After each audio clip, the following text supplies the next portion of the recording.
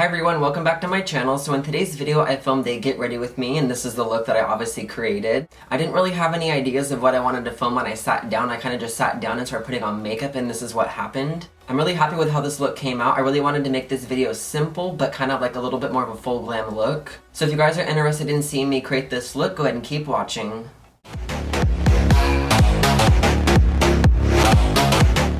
After freshly washing my face, I'm going to prep my under eye area with the Clinique Custom Repair Eye Treatment. This is an amazing way to give your under eye area moisture so that when you wear concealer, it doesn't show texture or settle into any fine lines or wrinkles. So I'm going to take a pump on my ring finger like this, and I'm going to kind of blend it on both ring fingers. And then I'm going to start applying this eye treatment to my under eye area. Keep in mind, when doing your under eye area, you don't want to rub the moisturizer around. You want to lightly kind of tap it, because the more that you rub it around, the more you're going to break up the collagen and elasticity in your under eye area, and it's going to show more lines and wrinkles as you age. So if you want to prevent fine lines and wrinkles, just apply products in more of a tapping motion like this so that it doesn't irritate the under eye area. For my moisturizer today, I'm going to be using the Shiseido Ibuki Refining Moisturizer. This moisturizer is really nice because it has that water texture to it. I just love that it doesn't feel very oily. I like that it dries really fast, and it just leaves my skin feeling so soft and moisturized after. Now that I finished rubbing in my moisturizer, I'm going to go ahead and let it sit for a minute or two just to kind of absorb into my skin. I never like to put a moisturizer on and then apply foundation right away, because I feel like it's good to let your skin kind of absorb the products.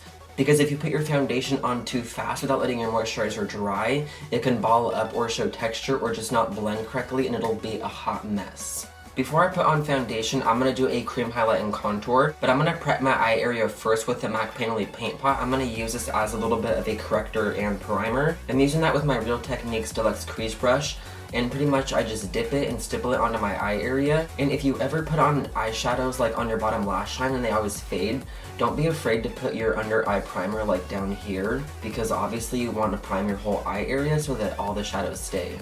Isn't that amazing so far how it acts as a concealer as well? Like, look at how it hid all of my discoloration, all my veins, all my nastiness going on. Also, you guys, please do not judge my eyebrows in this video. I am trying to stay away from tweezers for a while so I can kind of grow them back, because as you guys know, I go a little bit too crazy with the tweezers and take off too much hair. So I'm just trying to kind of grow my eyebrows back so I don't have little pencil thin eyebrows. So if you notice them being extra bushy in this video, just don't judge, realize I'm working on growing them back out. So to start the process of highlighting and contouring under my foundation, I'm going to start with the Benefit Watts Up. This is a stick highlighter. This is a really pretty color. It's universal, so it usually works on anybody's skin. But pretty much I'm just going to put that all in the places that you would normally highlight, pretty much just on the cheekbone. Because some people highlight on their forehead and chin and whatnot, but because I am so oily, I don't highlight on my forehead or chin area, because my body just naturally produces a highlight throughout the day, so I usually just put it all right here and get these cheeks glowy. And then I'm going to be blending it out with my finger, just because I don't have any foundation on, so I'm not too worried about it. I just need to kind of diffuse it out. But see how that just gives me such a natural, pretty, beautiful glow to the skin? And then for my contour, I'm going to be using the Smashbox Contour Stick Trio. I'm not going to be using the bronzer or the highlight shade that comes with it. I'm just going to use the contour shade. And I already filmed a review on this little contour stick trio, so if you guys want to see it, I will link it in this video as well as in the description box below. But pretty much when I use this stick, I just usually draw it in kind of a line like that on the cheekbone.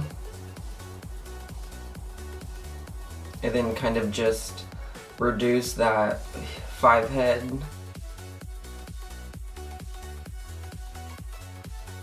And I'm going to be using my finger to blend it out again. And yes, I did get up and go wash my hands. Don't think that I'm just being nasty and just using the same finger to blend everything out. Of course, I washed my hands. There isn't a big secret to blend this. You can just do it in a circle motion like this, or just push it up and back. But pretty much what this does is it just gives you a base contour so that when you put your foundation on, it looks like your bone structure is just naturally different, you know?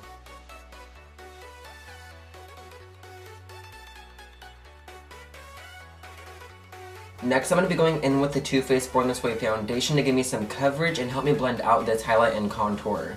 And to apply this foundation, I'm going to be using my Sigma F80. Pretty much, I'm going to squirt a little bit of the foundation on the brush and then go ahead and start applying it to my face.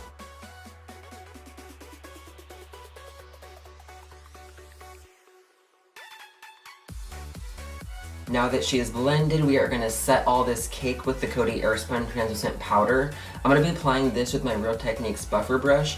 And as you guys know, in all my videos that I use this powder, I show you guys dump it upside down, get the powder in the lid. But I'm going to dip my buffing brush in there and just kind of start stippling this powder on my face. And if you want to bake, you can definitely put a lot on like this and let it sit for a minute. This just like makes it so your under eye area doesn't crease if you put a lot of translucent powder on and then kind of tap off the excess. Okay, I know I look crazy right now, but just trust me, I know what I'm doing.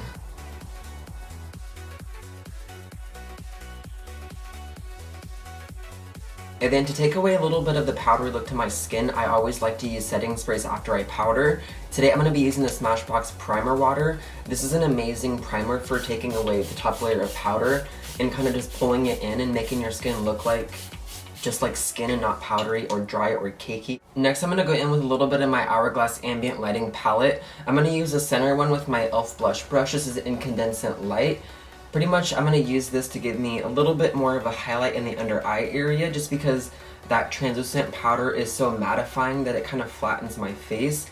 I like to use this just to give my cheekbones a little bit more of that radiant glow. I'm going to be using the shade Fawn from my Anastasia contour palette with my Morphe M433, and I'm just going to kind of buff that throughout the crease to show a little bit of definition in my eye socket area. Jack it up.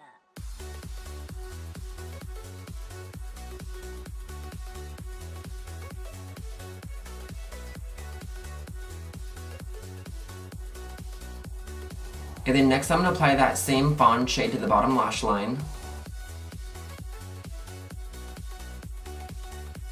I'm going to be using that same contour shade again with my MAC 168, and I'm going to start to contour up my face.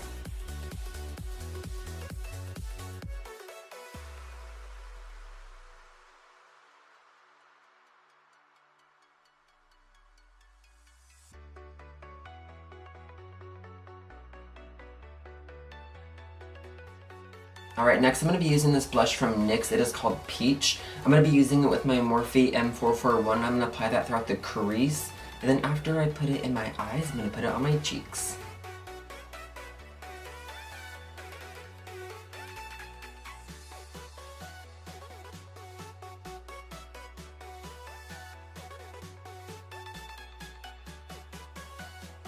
I'm going to take that same peach shade from NYX, and I'm going to use my Sephora Collection Angled Blush Brush number 49, and I'm going to apply that on the apples of my cheekbones. Using that same Morphe M433, I'm going to go in with the shade Havana from the Anastasia Contour Palette, and I'm just going to kind of deepen up that outer corner to give it a little bit more of a smoky eye illusion. I'm just very softly adding this to the outer third of the eye area. I'm not going to bring it too far into the inner corner. I'm just going to only kind of lightly buff it out in this outer V section. Okay, before I continue with any other makeup, I'm going to do my eyebrows off camera real quick because I'm getting tired of seeing myself with nothing going on up here in the eyebrow department. If you guys want to see me film my eyebrows, I will link the video that I just filmed in the description box as well as in this video. If you guys want to check it out, there'll be a link above me and below me. Now that the brows are done, I'm going to go ahead and do my inner corner highlight, and I am so freaking stoked because I just got this Thunderstruck from Kat Von D. It's pretty much just like a pressed eyeshadow, but I bought it to be a highlighter. And to apply Thunderstruck, I'm going to be using my Morphe B80, and I'm going to buff a little bit of that in the inner corner kind of like tear duct area. Look at how freaking pigmented that is already. Oh my god, I am obsessed.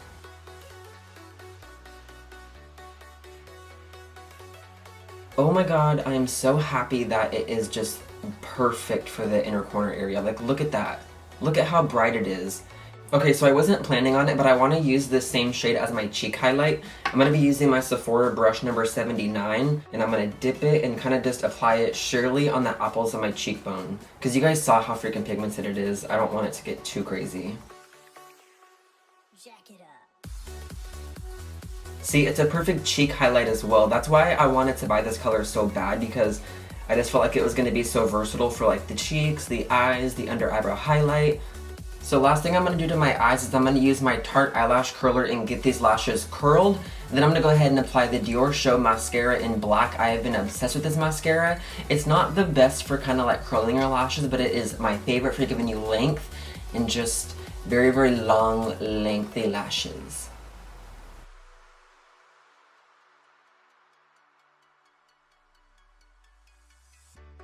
So then to finish off my makeup, I'm going to go ahead and apply the Sephora Collection Cream Lip Stain in the shade number 14. This is such a pretty dark purple shade. It is perfect for fall.